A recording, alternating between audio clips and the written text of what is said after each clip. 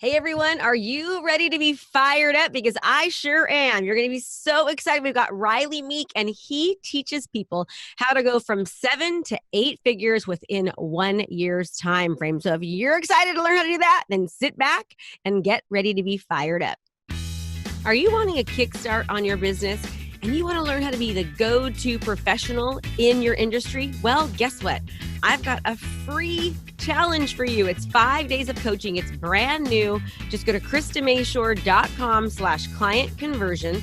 That's KristaMashore.com/client conversion. And you'll get a free training with me for 5 straight days that's going to help kickstart you as the go-to professional in your industry. So sign up and I'll see you there. Hi, Rylee. How are you? Welcome. So glad to have you. Hey, Krista. Happy to be here. This is going to be fun. And that is a very impressive resume. So obviously before I hit record, I was told, Rylee, I was like, I'm going to interview as if I'm going to hire you because I want to hear exactly how you get people to go from 7 to 8 figures in 1 year's time. So like, I am ready just to sit back and just soak it all in. So what is your secret sauce? Oh man, my secret sauce. So what I've been doing over the last, decade now, I guess it's been, the majority of what we do is host live events. Even to get, into the weeds of it a little bit, it's like we really focus on doing dinner seminar marketing and sales. And the one thing I think that we've become really, really good at is marrying the concept of marketing and sales. And I think that's where a lot of companies and individuals, entrepreneurs struggle is their message. There just isn't necessarily continuity throughout the whole process. And so we do a really good job with identifying what is it that you really truly sell? And usually when I ask people that questions, that they're always giving me the physical, tangible product, right, that they're selling. And we all know, we've all heard the concept, like people don't buy a drill because they want the drill, right? They want the benefits. Yes, exactly. But not even the benefits. We even take it so much deeper that it's like the benefits of the benefits even. Because if we use that drill concept again, it's like, we don't want the drill, we want the hole, but a hole's not going to do anything for us. We want to be able to screw a screw into the wall, but what's that going to do for us? We want to be able to hang the picture, but what in the world does a picture do for us? And we get to the emotional, like the intangible aspect of it, of the feeling that somebody gets when they walk into a home and they see that picture on the wall, the pride maybe that the homeowner gets, or what the guest feels when they see that. Like that's how deep we get from when I say the benefits of the benefits of the benefits. And then we want to identify like really who buys that, right? And also where are they? And not even geographically where are they, but where are they shopping? Is it online? Absolutely. Is it out in retail stores? Where is it? Where are they actually shopping? And then how do we create a message that speaks to their desire, right? Like our customers' perception may not be our reality, but it's our job as marketers and salespeople to be able to speak to their perception.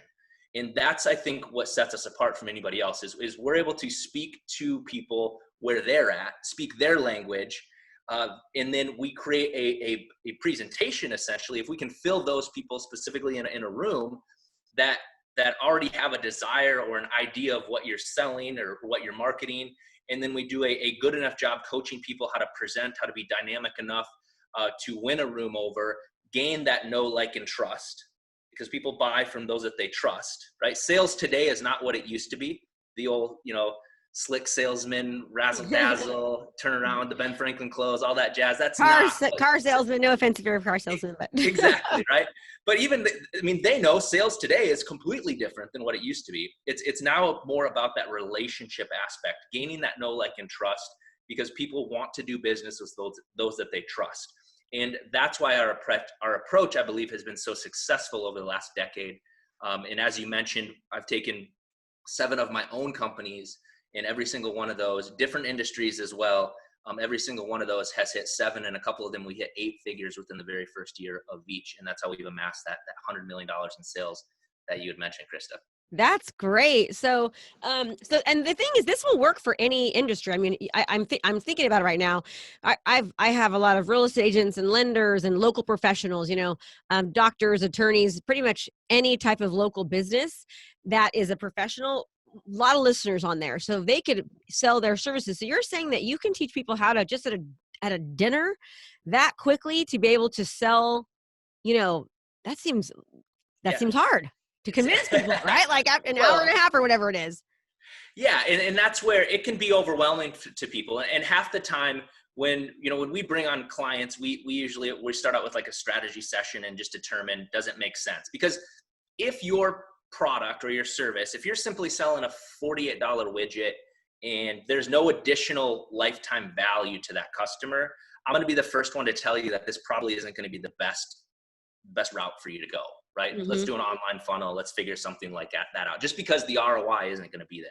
Uh-huh. And we want to make sure that this is like our tagline that we've come up with is we create a sustainable, a predictable, and then a scalable source of revenue for businesses. And it doesn't make sense for me to teach somebody how to do this if they don't have the proper margins to make this work. So for the most part, we are typically a higher level or higher ticket item that this works really, really well for, because it does take some money to fill these events, right? We're going to be doing, whether it's direct mail or online ads or whatever it is, we're going to have to do some advertising and marketing to your ideal client and then get them to actually show up. And this is really what we've learned over the last decade is the first company that I had no clue what I was doing. I thought it was as simple as just you buy a list and, you send the mail and people show up. Right. Yeah. And, thankfully a few did back then, but it's definitely evolved a lot. Buyers are way more educated than what they used to be. Information is at their fingertips. And so we've had to when you say it seems like difficult, there are a lot, it's like we have measurables in every aspect of our campaigns that we put together. Like, obviously our response rate, the show up rate, the confirmation rate, the appointment rate, the sale rate, the stick rate, all of that is what we're measuring. So on any given week, well, it's a Tuesday, no, it's a Monday today, right? Yeah, today's My days Monday. all run together, but today's Monday. So this is a great example. We do a lot of events on Monday. So tonight alone, we have close to 60 events taking place throughout the country, and without me personally being there. So, but I have sales reps and I have clients that we filled these events for. So to the point where they literally just have to show up. Or, I always say show up and throw up, right? Just do your thing. And then through the processes and techniques that we trained them, how to develop that sense of urgency, how to ask for the appointment, how to set the room up, the timing of dinner, do you do dessert? All of that is what we coach and teach our people how to get the best results possible. And again, this is not like, I hate the saying, I think we kind of mentioned this, there's so many people out there that like, they say they're the experts at everything, right? And this isn't a one of those things where it's like, those who can't tend to teach. Yes. This is every single week. I am in the weeds with our reps, and I personally still do our own events for multiple different products, just because I number one, I enjoy it, right? Just the thrill of doing a presentation. I've come to enjoy it. I'll tell you, when I started off, I did not. I was the kid that barely passed speech class in high school, but if my instructor saw me now, I think he'd be impressed. But I've learned these techniques. And we're doing this on a weekly and monthly basis because we want to know what's out there. What are the objections people are getting? What's right now with the mail? We do a ton of direct mail. Election mail is happening as well. And it's like, okay, is that affecting our response rates? Is mail actually getting delivered? Because sometimes the postal service isn't the best or isn't the most reliable when it comes to that. So those are the things that we're tracking and measuring for our clients on behalf of them, so they just literally can focus on what they want to do best, which is generate sales, right? Revenue creating activities. So you teach people. So right now, when you say you've got 60 events tonight, those aren't your personal events; those are events from your students, correct? Probably half of those are my personal events that I have sales reps that are. So I still have my own companies, but about 5 years ago, I made the transition to coaching and consulting. And that predictable revenue source that I'd mentioned allowed me to step out of actually being in the weeds, working in my business. I could actually work on my business, and then I could transition to what I really, really enjoy, which is coaching and consulting people how to take their business and really their life to that next level.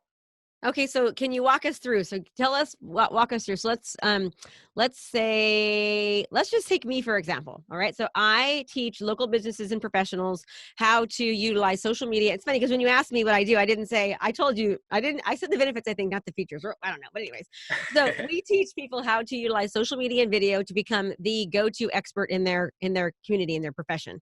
So Okay. what would you say to me? And we have programs that we sell anywhere from 10,000 to, $20,000, right? Those are our programs, our level of coaching. We have some that are $100, but the goal is to get them in the higher level programs, because we know that it takes time to learn digital marketing, kind of to teach all of this and to train it. So what would your strategy be for me? Yeah, so I would ask, do you have a specific niche that you really work well in? Like, is it realtors? So Is yeah, real it estate, we're our number one people that we've always gone after is in real estate. Yes. okay? Perfect. So we can, I mean, this is a prime example. I actually just did this with a client where they're targeting realtors, and they're helping them generate their own podcast, right? Okay. So we did. So once we know kind of demographically who's your client, like, can I buy that list? Is there data out there that I can buy a list of all realtors in this particular one was in the Las Vegas market, right? So as we're having our strategy session, I just dialed up my marketing team and I said, what do we got here? Pull some numbers, and bam, we had like 9,000 realtors within like a 20-mile radius. I mean, you can almost throw a rock and hit four Yes, realtors. very true. Yes, very true. So we know that the data was there to fulfill marketing towards this.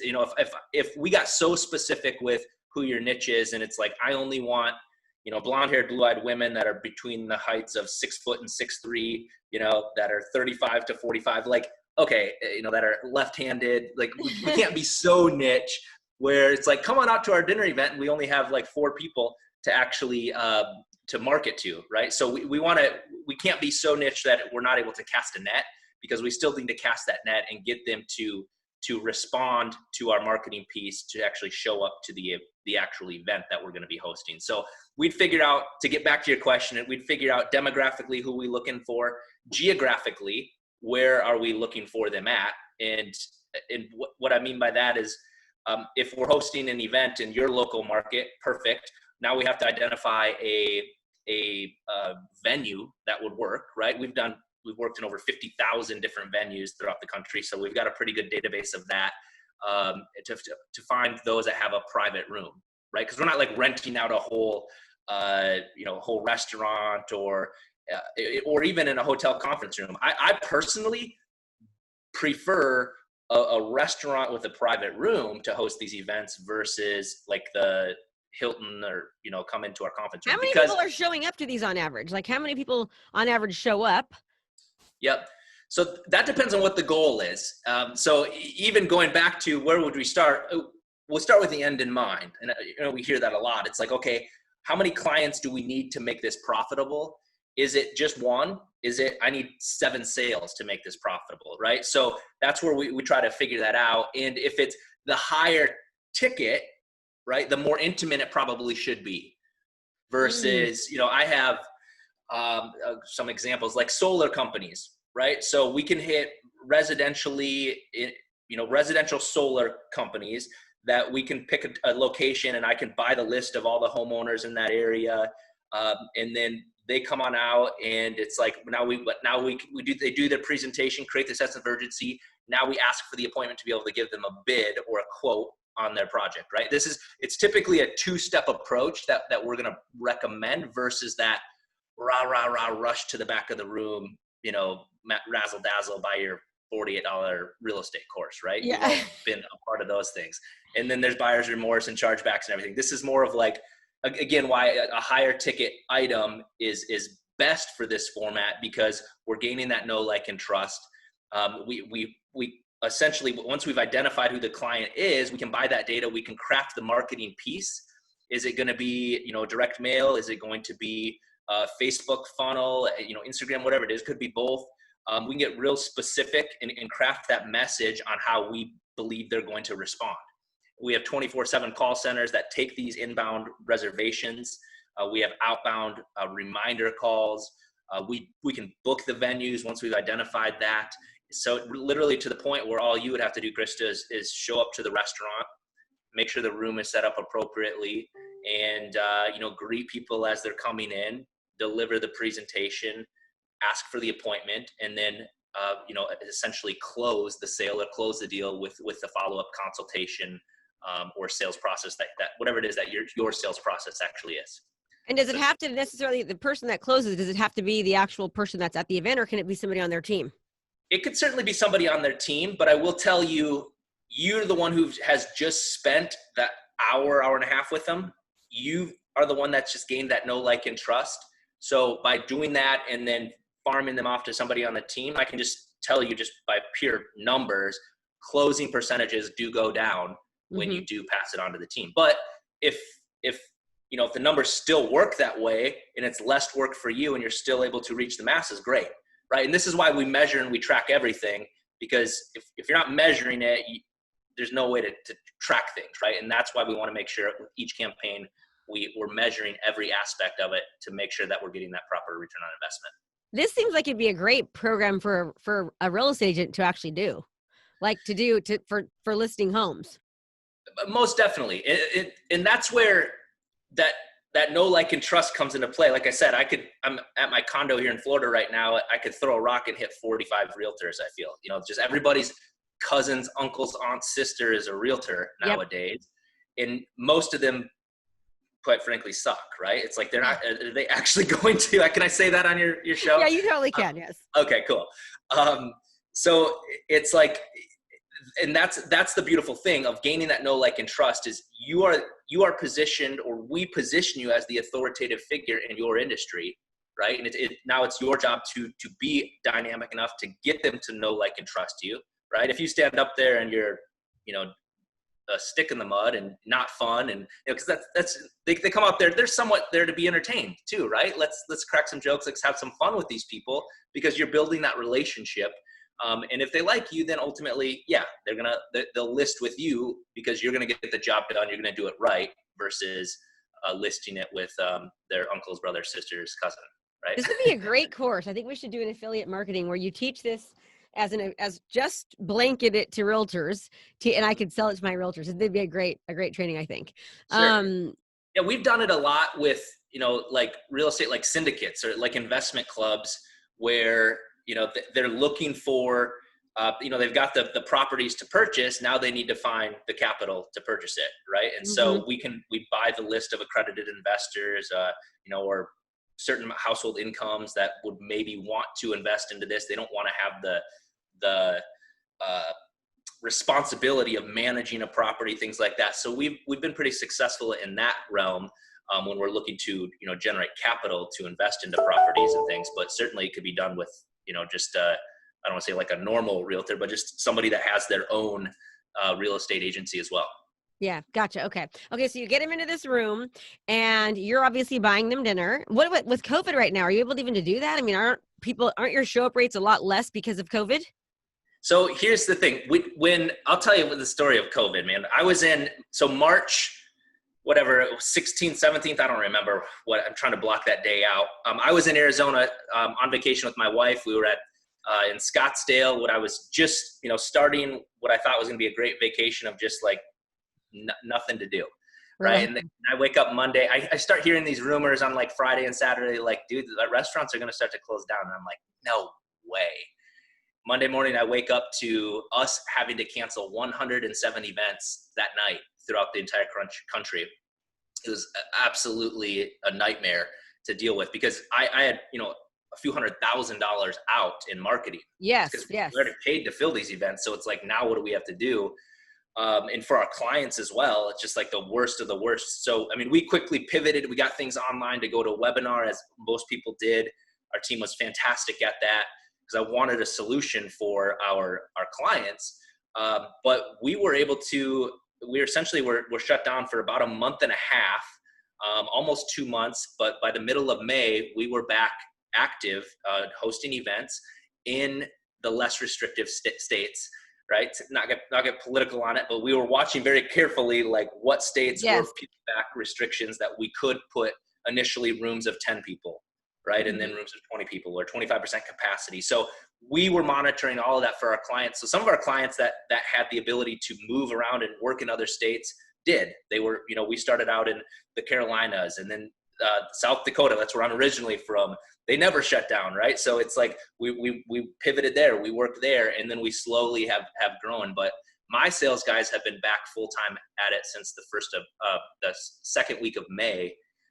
And yeah, our response rates are down a little bit, which is to be expected. But the people that are coming out and are showing up, so our response rates have come down, but our closing percentage has increased. Because so they're super serious people that are showing up.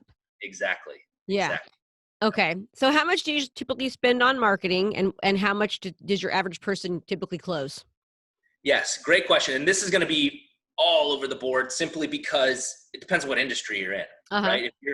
If you're a financial advisor, advisors have been doing this forever. I'm not the founder of dinner seminars, right? They were kind of the pioneers with it. But I think what we've done is we've taken it to multiple different verticals.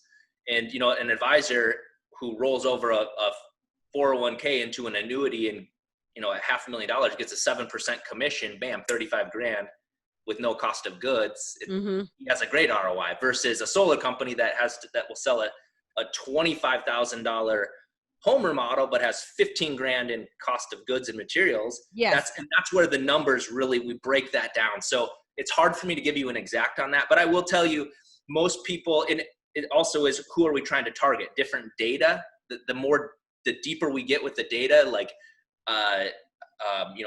income producing assets, things like that, all of that layers on additional expense when I'm buying these lists and the data. And again, how we're going to be doing the marketing. Is it going to be direct mail, Facebook, things like that? But that being said, most people are probably going to spend, 4 to 8 grand on an event, or a series of event. We'll call it that, because whenever we host an event, we always have multiple times available. Because if we only say, hey, it's Monday at 3:30, and people are like, oh, I can't go to that, they just throw it away. So we want multiple times, multiple days available. So one campaign could be a series of 2, 3, maybe even 4 seminars. So in a campaign, we're talking probably 4 to 8 grand, call it something like that.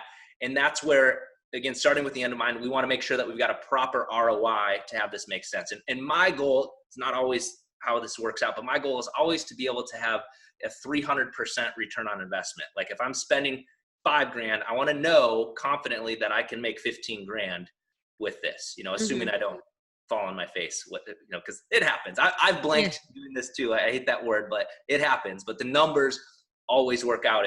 If we just trust the process, the numbers always work out when doing these campaigns. So per week, gotcha. So that's why you're saying it's predictable, because you have the numbers to show if you do this often, if exactly what you should expect from it. Exactly right. Exactly. Which is about a 30% ROI-ish. Yes. Yep. That's the goal. But again, part of it depends on it. Are we selling something that is a physical, tangible product? Are we selling paper? Are we selling a concept, an idea? All that kind of comes into play with what it's going to take to get that right person into the room to have that proper ROI. And that's why we have these initial strategy calls for free. Like, does this make sense? Because I'm not going to sell you something that I'm not going to have a long-term client for. Like my goal with any of these is to have a relationship, the know, like, and trust again. Let's build something together and be long-term, friends and clients, for the long haul. That's the whole goal with this. So the goal is for you so you don't teach people how to do it. You basically do it for them per se, or do you teach them also how to do it on their own so they can hire you, learn it, and then continue to rinse and repeat on their own? Yep, both. So when I first started out, Krista, I had $670 in my bank account. I was at one of the lowest points in my life. And so at that point in time, I couldn't afford to hire somebody like me right now. Right. But I had a burning desire for more. And so one of my first books that I wrote is called Food for Thought: How to Use Dinner Seminar Marketing to Grow Your Business in Ways You Never Thought Possible. The longest title in the world. Mine is long too. But that book lays it out. I wanted for somebody that could afford a $8 Kindle book or whatever it is, to be able to read that, take those concepts and put them into play. Right? Like called Food for Thought. I'm going to write Food for Thought. What? How to Use Dinner Seminar Marketing to grow your business in ways you never thought possible. It's an Amazon bestseller now, so if you just go to Amazon, you'll find it there. Okay, good. And you have a new book. His new book is called Intentional Influence, which is really a great name, Intentional Influence. Yeah, and that is really the food for thought is like marrying the marketing and the sales, how it all came together. And then just through this process of communicating with people, I think if there's any skill that any of us have the ability to learn is the art of communicating effectively. Like that'll take you years and leaps and bounds ahead of anybody else if you have the ability to communicate well. No matter what industry or whatever you do, if you're a stay-at-home dad, a stay-at-home mom, like if you can learn these techniques, because we're all in sales. No matter what business you think you're in sales, right? I'm selling my wife every single night, right? Like I'm like, come on, marketing is attraction, right? Persuasion is sales. I always said sales is persuasion, and persuasion is sales. And we're always persuading. We're always selling constantly. Our kids, everyone, right? You got it. Exactly right. And that's really what that intentional influence is about, is being intentional, not only with the words we say, but how we say them, the voice inflections, the physiology, right? Of like, that all comes across, especially when people are listening to this on audio right now. There's a reason why you can see me, like I can sit up in my chair and it sounds differently. Like those are the techniques that we teach in this on how to get your message across, but also how to listen and actively listen and how to ask the right questions to get people to, take them down this path where you're not persuading them, you're not manipulating them to do something, you're just opening their eyes so they see it in a different light that maybe they didn't understand fully to begin with. And for whatever reason, they just want to do business with you. And that's the whole concept of the new book, Intentional Influence. But to get back to the Food for Thought book, that I wanted that available for anybody that just had a desire to do more, right? Because like I said, $673 in my bank account, I had to figure this out. And we have that available. We have an online digital course available that teaches people. We charge I think it's $1,000 for, they can get access. It's me on video, just teaching them how to do this process. And then we have the Done For You, which is, a 1-day strategy day with myself. Usually I bring in one of my business partners, Scott Thomas, to go through this process with you. And then out of that day, we put together your campaign. And then from there, you can still go do it on your own. But most people, it depends on your staffing and your capabilities. Like if you have somebody that will book the venues and knows how to, when we give the scripts for this and how to handle this, they can take that off our plate, right? Save a little bit of money. If you have a mail house that gets great pricing and has data, perfect. Well, it doesn't matter to us. You can go do it. Or what most people find is they just say, you know what, you just do it for us. I just want to focus on what I focus on. We're firm believers that everybody should have a specific role. Like pilots should fly, chefs should cook, and that's where I think what has allowed us to scale and grow as quickly as we have is that we hire and delegate appropriately because there's certain things that I'm not good at, right? And I know that, but now I'm going to focus on what I'm good at. And that just happens to be like the revenue generating activities within our business, which, has specifically been hosting these dinner seminar events. Mm-hmm. So, okay. So they're there an hour and a half and that's it, huh? That's all it takes. Yeah. For the most part, I've had them go shorter. It depends on the message that we have. Are there examples or,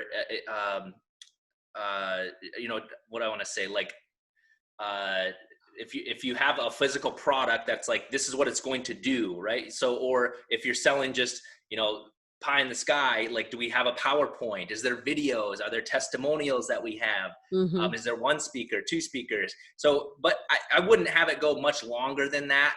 And we usually will start out with a salad. Part of this process is like the law of reciprocity, right? They're coming to a free dinner.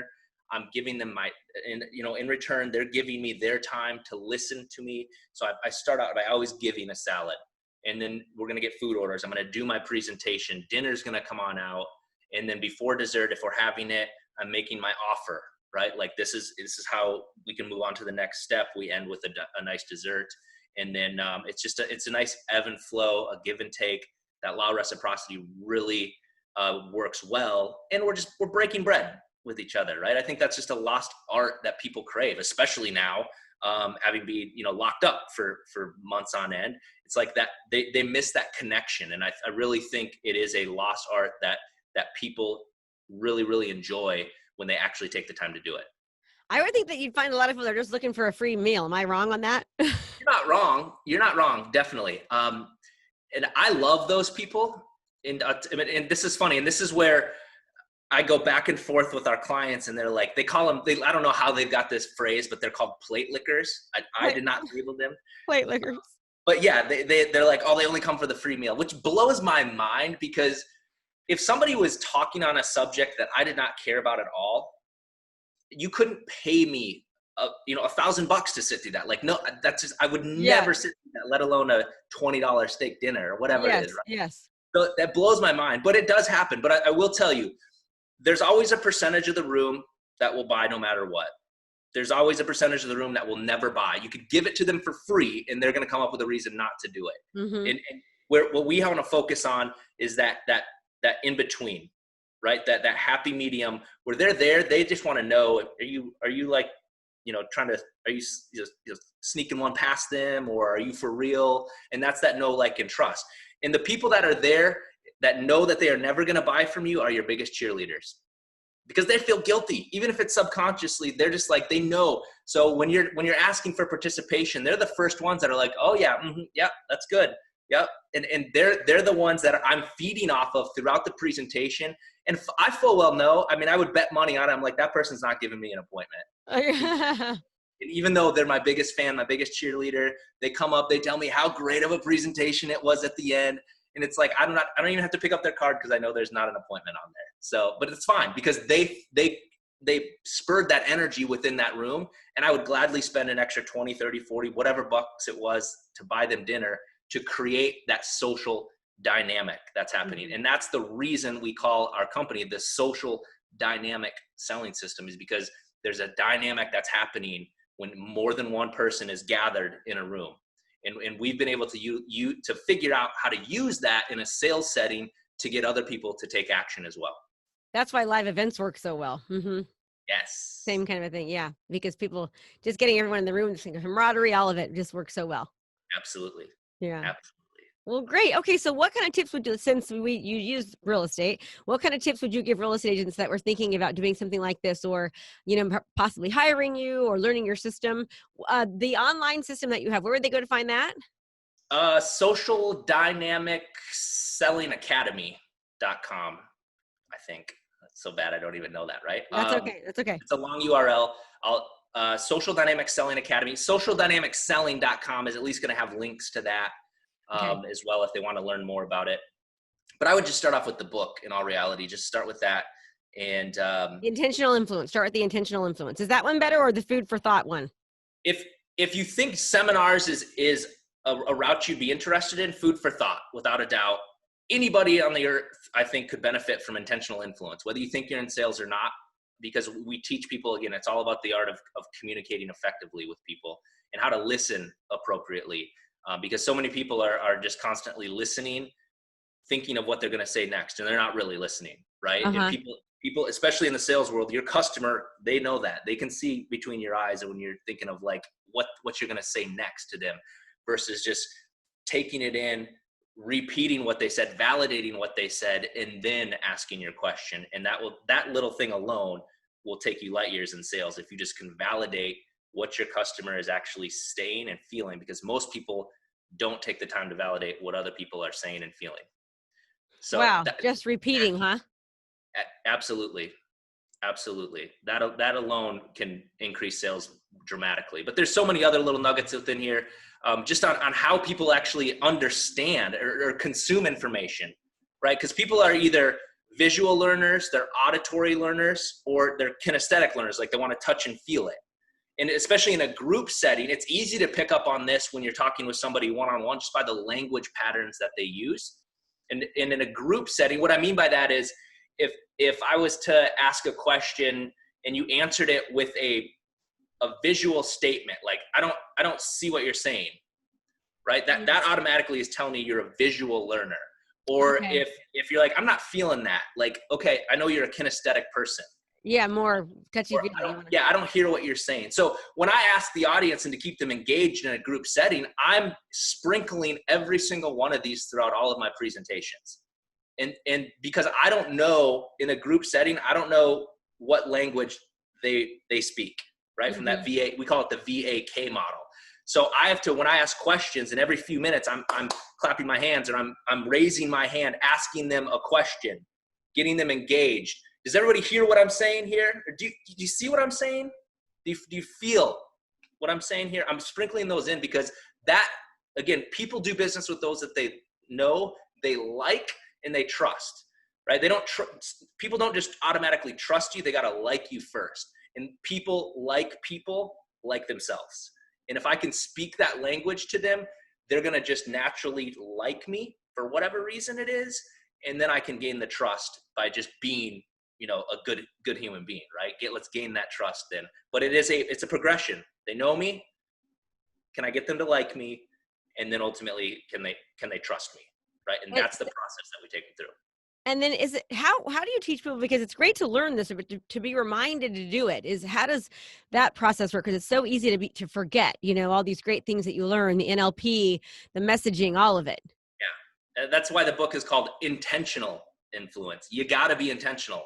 You can learn all this stuff. Your listeners, they probably have listened to hundreds of podcasts and read hundreds of books. But if they've never to actually put those into action, they're wasting their time, right? It's like, yes, we as human beings have to be so intentional with everything that we do. And that's why it's called being intentional, because that's where, and even just like our conversation and what I said before, it's like when you validate somebody's feelings of what and you may think they're absolutely crazy, they're ridiculous. You don't have to agree with them, but all you have to do is simply validate. I understand what you're saying there, right? I can think they're off their rocker, but if I can repeat what they said, they know that I heard them, and everybody wants to be heard. And then I can lead them down the rest of my buying path or my sales process. But it is a process. And so taking the time to not just learn these techniques, but to put them into practice, it takes some work. This isn't like, bam, you're going to be great overnight. It takes some work, unfortunately. Time. Anything can be learned. And I always talk about listening is great, but if you don't actually end every podcast with that, learning is great, but if you don't implement, nothing's going to happen, right? You have to actually implement what you're learning. Exactly right. And be very intentional about it. Okay, great. So Rylee, this has just been great. I really appreciate you being here. I think our listeners can get a lot of help from what you're saying. To find more about Rylee's courses, you're going to go to Intentional Influence is his book, Intentional Influence by Rylee, Rylee Meek. And if you go to socialdynamicselling.com, you can learn more about his courses, or even call him directly to have him help you and teach you how to do this all on your own. How would you like to leave us with, Rylee? Oh man. How would I like to leave you? I think just going off of what we just said, it's like, you can be the smartest. Knowledge is not power, right? I say the exact same thing. Knowledge is not power. Yeah. Knowledge. Nope. No, knowledge is not power. No. Now I'm gonna have to start listening to your podcast now. So knowledge is not power. It's putting that into action, right? We can be the smartest people in the world. And I say this about your product or your service too. You can have the greatest product in the world, the greatest service in the world, but if you're not doing anything with it, if you're not actively marketing, getting people to know about it, you're not helping anybody. And that's the same with consuming knowledge. If you're the smartest man on the planet, most billionaires in high school or grade school had a GPA of 2.6 or less. It's like 90% of billionaires. And it's because they had to get creative. And that's where, if you can get creative with learning some of this knowledge, but then get creative on how you can implement it into your life, it will take you light years ahead of your competition. We speak a lot of the same language. So if you've been listening to me for a while, what you think that I read his book and I've been preaching what he says. So absolutely, I'm going to read his book because I really agree with everything he is saying. So Rylee, thank you so much. Remember everyone, it is great to learn, but if you don't implement, nothing happens. So now it's time for you to implement and take action from today's podcast. And I just want to thank you for being here, Rylee. I really appreciate you. Did a great job. And for all our listeners, thank you so much for giving us just a little bit of your time. We know how valuable it is. Make it a great day, everyone. Go ahead and go get fired up. Take action. Hey there. I have a brand new podcast called Fired Up with Krista Mashore, where I bring my high energy right to your ears. This podcast is available on all your favorite podcast platforms. So do me a favor, go subscribe and leave a review. All this information is free, and I cannot wait to teach you everything I know. Thanks so much for watching my video. You can learn more about how to be a successful real estate professional by watching other videos that I have. And be sure to subscribe to my channel. And as always, make it a great home selling and buying day.